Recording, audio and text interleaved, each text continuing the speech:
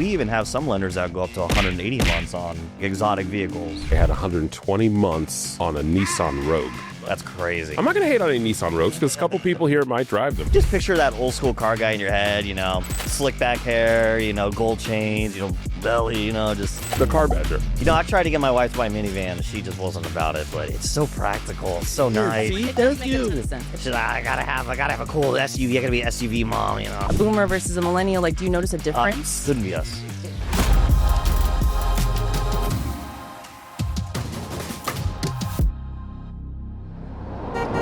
You may notice something is different about our set today.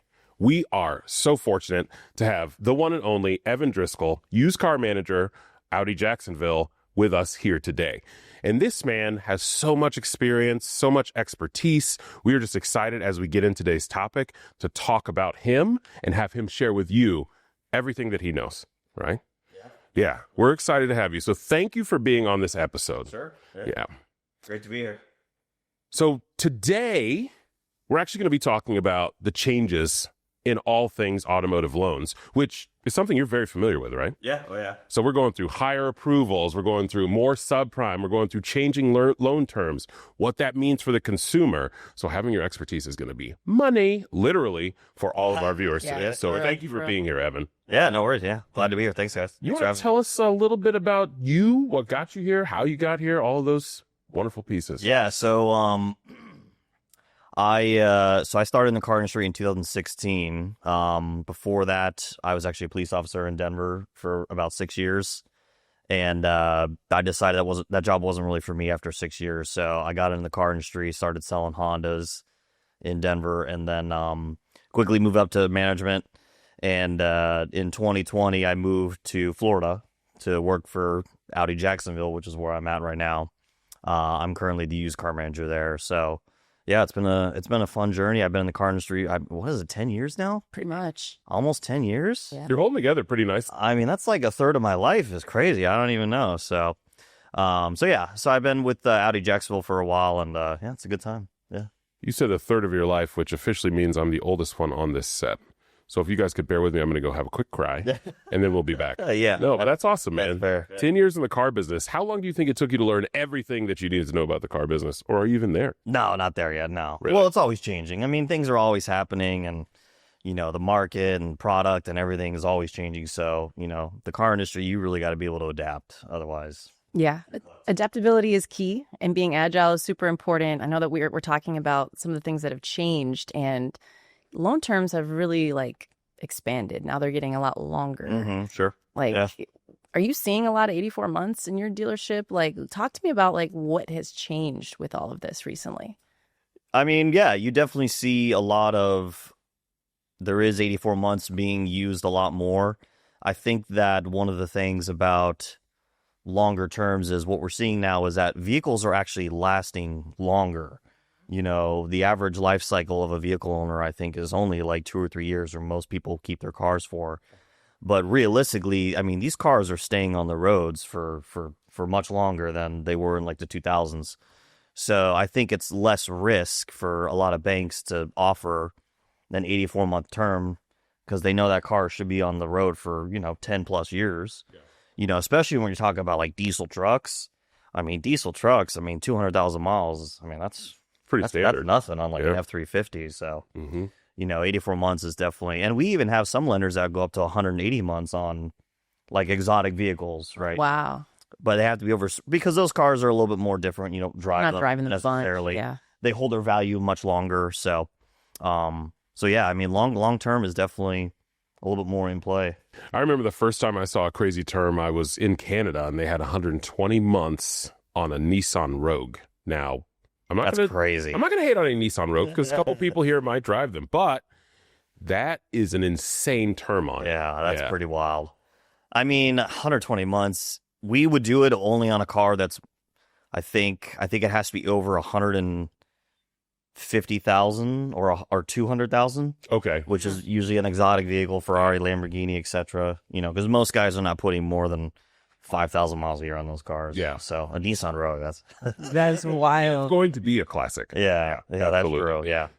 Do you find that by way of having these longer terms, it's mostly because that consumer needs that lower payment because payments have risen so much over the past couple of years with tariffs and with the economy and everything else? Like the average, I want to say, Phillip, keep me honest, isn't like the average cost of a payment is it like now $700 a month? Yeah, it was close. Where it used to be like 500. Yeah, like upper Yeah. six. Upper almost, six? Yeah, right That's around. a lot of money. That definitely sounds about right. Well, Like- and what you have to understand is that the price for a new vehicle has continued to go up and up and up and up and up. So an 84-month term on a new car is how you kind of, get a little bit more payment relief. Mhm. Right. Interest rates have gone up, prices have gone up.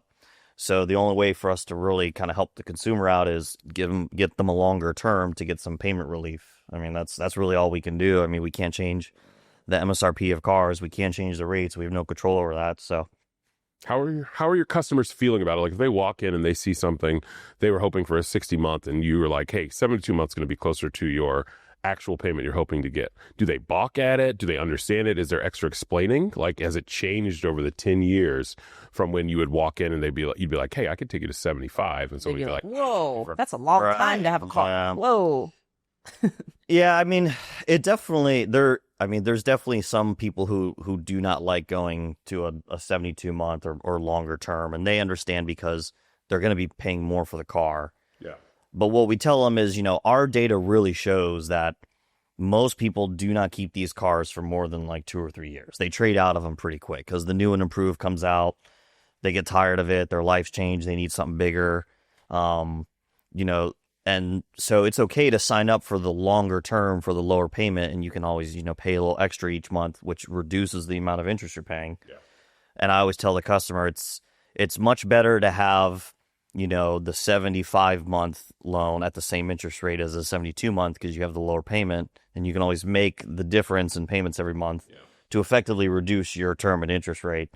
But, everyone's a little different. Just kind of depends on their situation. And what's crazy about you is I've been in a lot of Not crazy. dealerships. Well, There's a lot of things, we're not going to get to all that because this is a limited episode, but he is actually crazy. but in a good way. Yeah. You mentioned data, right? And I go into a lot of dealerships and not a lot of people talk about data. I feel like many use it, but you mentioned like the data shows me when I'm selling a customer or talking to a customer, I can rely on these points. Sure. What's the reaction like from a customer if you say that? Like because you mentioned this to us yesterday, like data in your sales process. Do they like it? Do they feel more confident when you come at them with some numbers that back up stuff? Or are they like, I don't want to hear about data? Because I feel like there's two camps to data. That makes sense. Yeah, I think most customers, especially what I would call the new age customer, like the millennials and whatnot, I think they appreciate you just not, just telling them your car's worth $5,000. Like, hey, your car's worth $5,000. Here's why. KBB. Here's the JD Power. Here's the Carfax wholesale value. Here's the auction value. We're not just making these numbers up. We have actual proof to show you, this is why this is XYZ. And I think and we use third-party data all day long, every day, and we tell people, like, we're not just making up this number to make you feel like you're getting lowballed or whatever. We're showing you third-party data that we have no input on to show you and educate you. Because you got to understand, we are professionals. We sell cars every day. We deal with this every single day. The average customer, they buy a car once every, 3, 4, 5 years. Yeah. So the customer is the customer, but we are the professionals. We do this for a living. We know about this because we do it every day. So it's our job to educate them on what's happening in the market, what's happening with the data, because they may not necessarily pay attention to it like we do. Yeah. So Do you find that because you make that a focus at your dealership to be really transparent and to educate the customer, that they're more receptive to what you're showing them and you're not getting as much pushback or negotiation? Have you noticed that? Absolutely. Or yeah, have you 100%. and is it like generational? Like, have you noticed, like, when you're dealing with maybe a boomer versus a we can take it there, a boomer versus a millennial, like, do you notice a Not difference? us. Couldn't be us. No, do you notice a difference in that, or do you find that they still appreciate it as well when you're being open and transparent about things, or they're just like, I want to haggle you because that's what I know? I definitely think that there's something there for sure. Where the older generation, they're kind of more stuck in their ways of what they feel is what their car is worth, is what it's worth, or they bought it 2 years ago for $30,000, so it should be worth $28,000 today, right?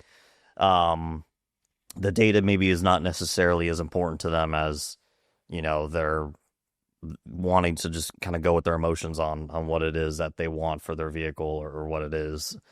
Honestly, and then some people, they just don't, some of these guys just don't even care. They're just happy to, get something new and, just kind of move on with life. I mean, it just really depends on your customer. But yeah, I think the millennials and like the younger generation is a little bit more open to looking at the data and understanding kind of where you're coming from.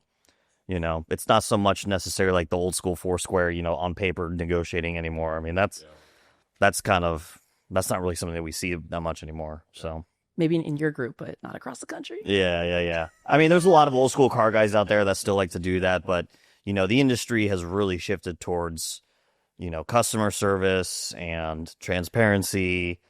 It's kind of like the Amazon effect. People just want to come in, sign the paperwork, leave with the car. They don't want to sit there for 4 hours, dealing with some guy who looks like he should work at a bowling alley at night. Like, you know what I mean? Like, so. Who would you be referring to with this specific guy? Is there one? Well, you just picture that old school car guy in your head, slick back hair, gold chains, belly, just, Sure. He's eating popcorn, just, like the car badger. Yeah. I have a question. Popcorn. Why? It's every dealer. It's always popcorn, and it gets me. Maybe that's why. Because I walk in, I'm like, oh yeah, it's a good day. Yeah, I don't know, man. I don't get it either. I mean, we don't have popcorn at our store because it's an Audi store. We don't even have vending machines. It's not allowed. So okay, you got the good coffee. Yeah, we got the good stuff. Yeah, you do. Yeah, we got that good stuff imported. You know what I'm saying? Which is fascinating because I think with interest rates going up, like the average now is like over 7%. Yeah. Repossessions are up. It's like 20%. Really? Yeah. We see all that data. And we do data too, bro. That's true. Right? That's true. Mostly her, but I can say data out loud, so I'm good at it. But when we look at these things, like we think about the way that you acquire money, right? You acquire money for these assets that you're looking to purchase or sell to a customer, right? And so these models, they have to adapt. And what we're seeing with the repos going up, maybe it's not adapting fast enough to the changes that we're seeing in the landscape of purchase. So, obviously here we're focused on AI and improving things in a different way. Do you find that that's helpful to the way that you do business? Because you are somebody who uses Upstart Auto Finance. You are somebody who uses plenty of different lenders. Yeah. So do you like the way that the AI works for you? Is it working for the customers in conjunction with your standard lending? Yeah, absolutely. Yeah, the AI is fantastic. I mean, it's the nice thing about AI is it's so quick. I mean, it's literally like, boom, approval or counter or whatever I need, whereas other banks, especially credit unions, I have to wait for a real human to look at it. How long could that take sometimes? It could take days. I mean, if I submit a deal on like a Saturday afternoon, which is arguably most busy time, one of our most busiest times of the week, the credit union, if the buyers go home at 3:00, which is about right for a Saturday, and I got a customer there at 5:00, the credit union won't see that until Monday morning. But you got to understand, when they open their computer, they probably have hundreds of loan applications that they have to go through. And you can't just like hit approve on all. I mean, yeah. I guess you can on your last day, but they got to go through everything. Because I remember I submitted a deal on like a Saturday night. So I didn't get an auto approval because why would I? That doesn't really make sense for the credit unions to do. They're just not built like you guys. They're just not that. That's not their model. It's strong. So on Monday at like 11:00, the customer's blowing me up because he wants his car bad. I mean, I want it. Okay, all right. So I called the buyer. I said, hey, I've had this deal that I submitted on Saturday night. Can someone pop in and take a look at it? She's like, yeah, I'll get to it in a minute. There's only like 100 left for me to look at. I was like, what? 100? She's like, yeah, when I opened my computer this morning, there was like 800 loan applications. Wow. And I couldn't believe that. I was like, oh my God.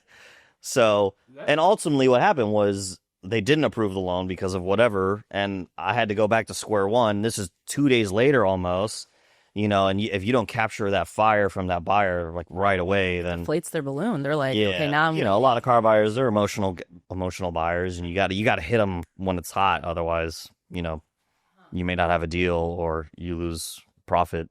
I have one other question about that because you mentioned that there was 100 loans that this buyer was waiting for. And when you picked this credit union, did you pick it because it was your only choice for this customer, or did they lead with it like, I want it to go through this credit union? Because I was always curious about like, how does the credit union get into the deal? Sure. By way of the customer, by way of you like finding an option for them? That's a good question. Because it's going to be a more difficult path. So Yeah. I wonder if you have to like weigh that. Yeah, that's a good question. I would say it's probably about half and half, where half of the customers, they only want to use their credit union. Only send this to ViStar, only send this to whatever. I get it, okay. A lot of times we'll pick a credit union because of LTV, because the credit unions will use a retail value. Sometimes the retail value will be way strong on a car compared to the wholesale value, which is what my big banks will use. So going with a credit union just gives me a little more flexibility on loan to value and term and rate.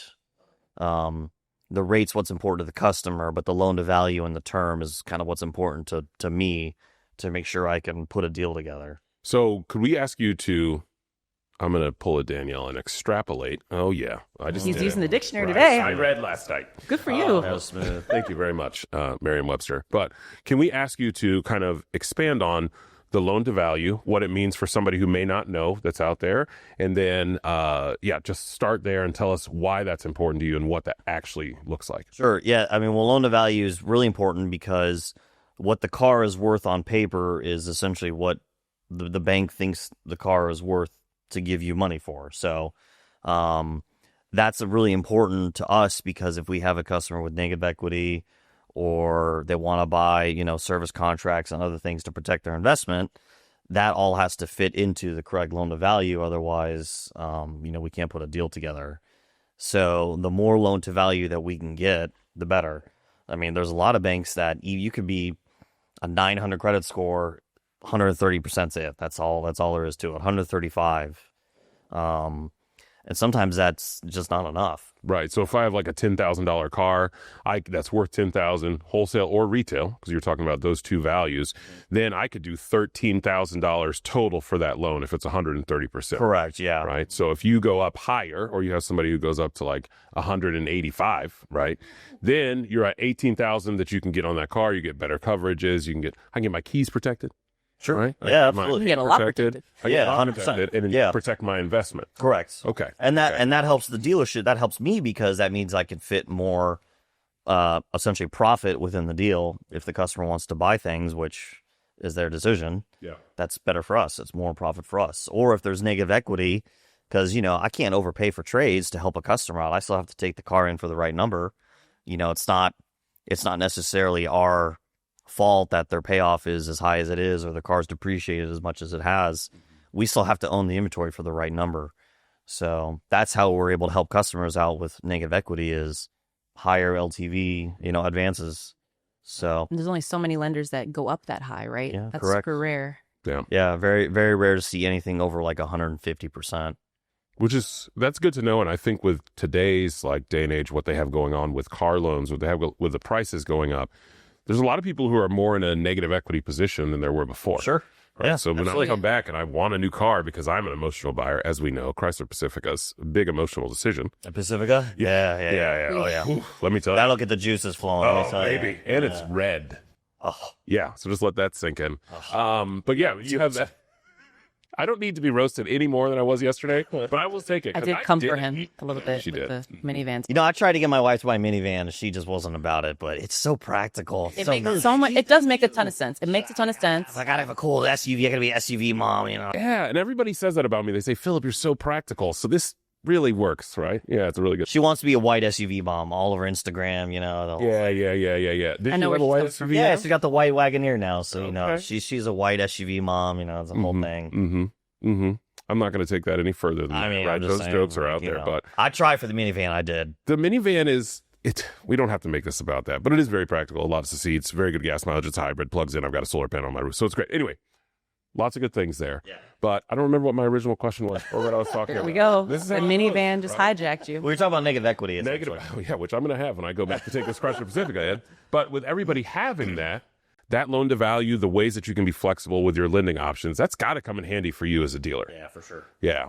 Yeah. So that's definitely a good point. And I think just being transparent with your customers about, look, if you come in and you've got some negative equity, I want to find a bank that's going to allow me to roll that into your next loan and then also let you get some protection so that you won't have to get out of this vehicle in the next 2 years if you don't want to, right? It'll go longer. We'll be able to protect it longer and all those things. Correct. Yeah, definitely. I mean, there are a lot of customers where the only thing preventing us from selling a car is the negative equity.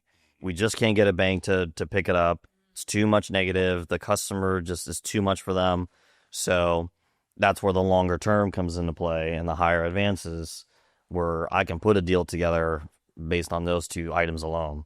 Yeah. You know, the price, everything else. I mean, the customer, sometimes they just don't care. They just need out of the car into another car. They don't care about the price. They just want to just get it done. Yeah. And that's fine. That's what we're here to do. So, question for you about the negative equity vehicles, like the car customers, are a lot of them when they're coming in, are they there because they have to get a new car, or they're just sick of the one that they're in and they want a new car, but then they're in this negative equity situation? I would say it's mostly they're just tired of it, or their life has changed and they need something bigger. You know, that's exactly what I'm in right now. Is we had a third kid, and I knew that eventually we would need a bigger car because, you know, 3 kids is a lot to lug around. A kid's this big, but they come with a lot of a lot of extra stuff.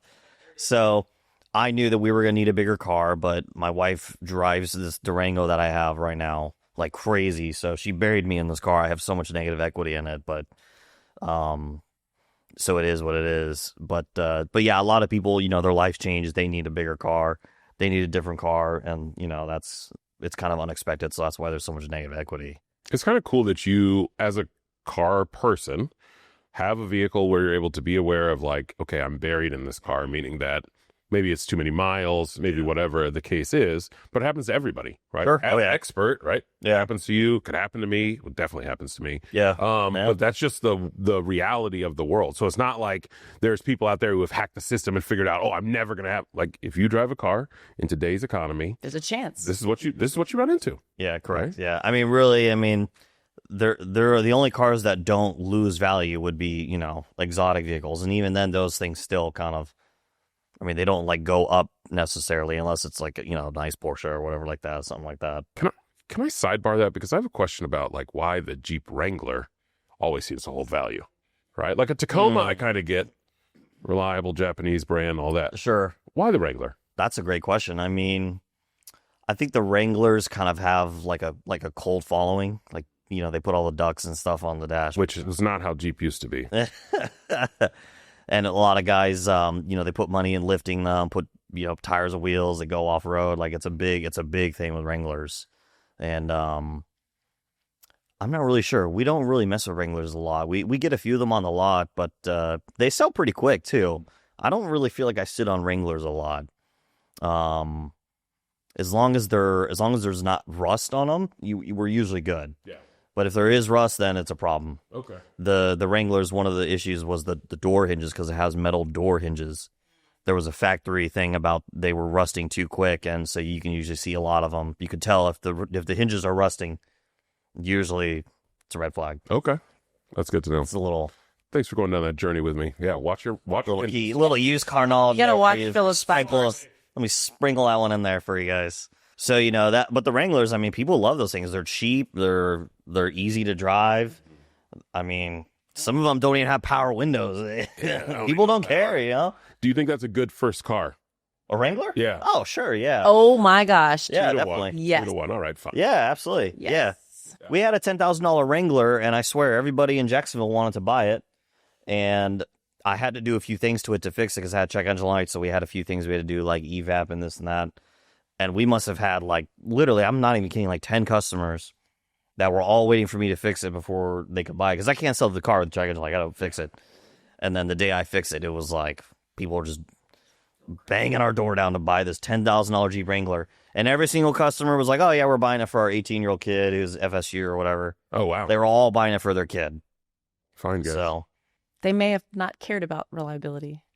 That's what he cared about. He's like, that's not reliable, has issues. I'm like, well, it was a cool car. A 2015 Jeep Wrangler with like 130,000 miles. Just nothing special. I mean, just it It was just a $10,000 Jeep, and people were going crazy over it. That's pretty cool. Crazy. Yeah. Wow. So I need more of those. So if you have any of those, let me know. I know. I need more. I might be able to send you one or two. Yeah, I need a couple of those.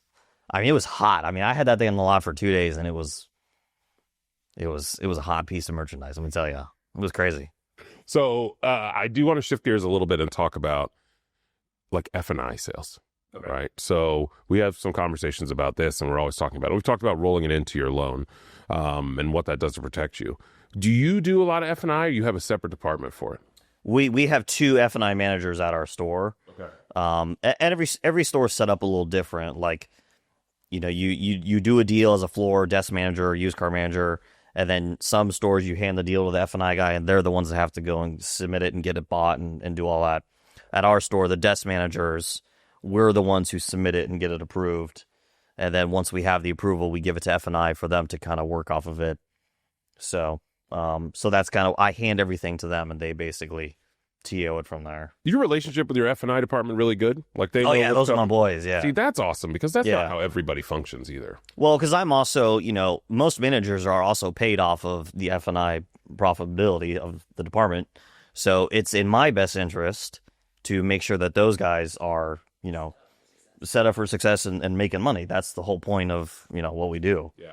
So it's in my best interest to make sure those guys are cooking. It sounds like you have a good view of what it should be like for the flow for your dealership, because I've definitely purchased cars where they've handed me off to F&I and put me in the box, and I'm sitting back there and they're grumbling under their breath about what this sales manager has done or what the other people have done, and it presents distrust between them, which makes me feel a little queasy about my deal. Right. Okay. And so to hear that you have a seamless flow is very nice, because I think we're talking about leadership in the dealership. A lot of people should adopt the way that like a customer would like to be treated across their whole flow. Right there, leadership in the deal.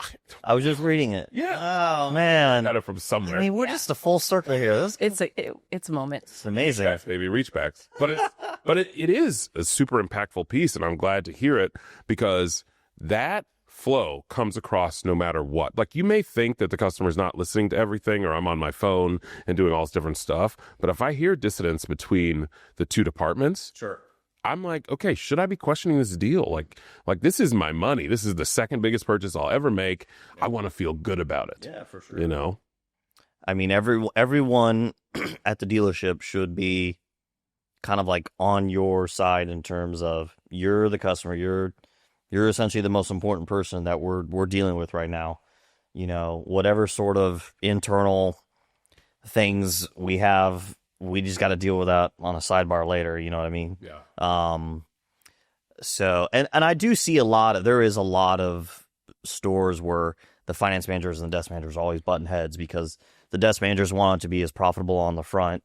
The finance managers want it to be as profitable on the back. And, you know, the 2 sides can't, you know, mix with each other well. Or somebody's getting squeezed. Like, it's hard to have a perfect deal where everybody gets everything they want. Yeah, I agree. Yeah. So it's like that compromise they can take. Correct. Yeah. And, you know, the F&I guys, I mean, they're under a lot of stress because they have to run certain numbers, you know, to keep their job. And I get it. I mean, you too, though, right? True. Yeah, exactly. Yeah, me too. But, you know, the F&I guys, their metrics are solely based off of, you know, PVR, basically, you know, what they do per car. And so if you're handing them, you know, really bad deals that you've stripped out and you didn't even give them a chance, you know, that's going to create an environment where they're grumbling, right? This guy Phillip. A lot of shuffling of papers. So, and the customers aren't stupid. They'll pick up on that. I mean, you know, they're not dumb. They know what's going on. So, yeah. I mean, it's human behavior. Yeah. So that makes sense. You know, customers can smell it when you're like just in a bad mood or you're having a bad month, you know. It's just, yeah, and you're like, oh, I really need to move this car. It's 18 years old. I got to move it. And it's been on the lot for 200 days. Right. Blah, blah, blah, blah, blah, blah. So the question, I want to shift gears and put you on the spot a little bit. Okay? Yeah. This is how we're going to close. Okay. So your number one piece of advice for a customer who's at home trying to research a vehicle, and your number one piece of advice for maybe a new manager in the automotive space. So starting with the customer, my number one advice would be, if you're going to do your research in terms of your trade value, what you should be buying the car for, the best way to do that is to look at comps. Same thing with like real estate, right? If you want to figure out what your house is worth, You don't go to Zillow and go down to the Zillow estimate and Zillow says your house is worth $1 million. You look to see what are the last 3 houses in your neighborhood have sold for. Similar square footage, similar blah, blah, blah, blah, blah. And if those houses have sold for $800,000, then you know that your house is now worth $1 million. So what you need to look at is, I want to buy a 2019 Toyota Camry with maybe about 50,000 miles. How much are they selling for? So go to Car Gurus, type in 2019 Toyota Camry, 50,000 miles, Camry, 50,000 miles.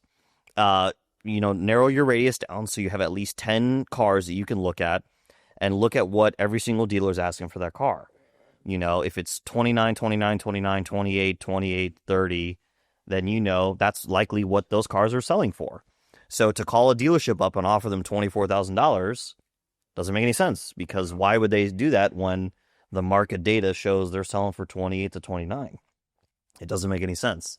Now, look, I get it. Shoot your shot. You know what I mean? Yeah. But at the end of the day, be realistic with, where you're coming from. Mm-hmm. Now, if you see a dealer's trying to sell it for 35 and the market data is saying 29 to 30, then as a customer, it's probably overpriced. Is there a reason for that? What's going on there?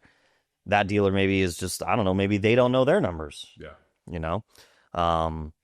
And same thing with the trade. What are the cars trading in for? What are they selling for on the lots? If your trade-in is worth, let's say your trade-in is selling for $20,000 on the market at dealership lots. That a dealership's not going to give you $20,000 for your trade if that's what they're selling for. That's not how dealerships work. We are a for-profit business, right? So, which is not a bad thing. I mean, we're a for-profit business. That's what we do. That's how we make money, is we make profit on cars we sell. Yeah. So it doesn't make sense. It's not a good business model for us to take a car in for $20,000 to sell it for $20,000. We would lose money and be out of business within a month. So you have to understand that that's kind of what the data is that we look at. What the Kelly Blue Book says, what the JD Power says, what the blah blah blah says is honestly irrelevant, because sometimes the book values are not correct to the market. The market is honestly what is the most realistic, up-to-date value of cars. It's like the stock market, Yeah. I mean, if Apple stock is selling for $800, I can't go to E-Trade and be like, I want to buy it for $600. They're going to be like, what are you talking about? Correct. Yeah. Go back 3 years, bro. Then you could do that. So that's my advice for customers. Got it. All right. Managers. Yes. Advice for them. So I guess it would depend on, what kind of brand you're with. Obviously for like a sales manager, I think that depending on your job, like used or new car or a desk manager, you need to be an expert of your specific task. So like my task is used cars, right? At any given time, I know exactly where every used car is in my inventory. I know that this car's at the body shop, this car's in the shop, this car's waiting on tires. I am very locked in on my inventory. Yeah. If you ask me where the new 2025 Q6 is, that's white, I don't know. Point in that direction. You're like, go ask Brandon. He's a new car manager. I have no clue. Yeah. I don't keep track of that in my head. That's not my AOR, my area of responsibility. There you go. Okay, Mr. Acronyms. I love it. Yeah. Be an expert in your product. Be an expert in your specific AOR, which is the used cars. Because at any given moment, somebody's going to ask you. You should be able to boom, boom, boom. Oh yeah, that one's at the body shop. It's going to be there for 2 more days. Blah blah blah blah. Know your numbers. Yeah. How many cars do you have in stock? How many age units do you have? What's your current PVR? What are you pacing for? It's just important to kind of know what your numbers are and kind of, have that bigger view of the bigger picture rather than, focusing on the small stuff. Be a manager. Brilliant. Not a worker. Be a manager. Manage. Nice. I love that. That's free. I got you on that one. You're hitting us with some gems right now, and we just want to give you your flowers, Evan. You are stop. Such a great partner of ours, and we appreciate this. And if you've enjoyed this episode and you've learned something new about length of terms, how to manage your business, just in general, minivans, there's been a lot of great things we've covered today, but hopefully you've enjoyed it all, and we'll see you next time. Make sure you like and subscribe. Thanks.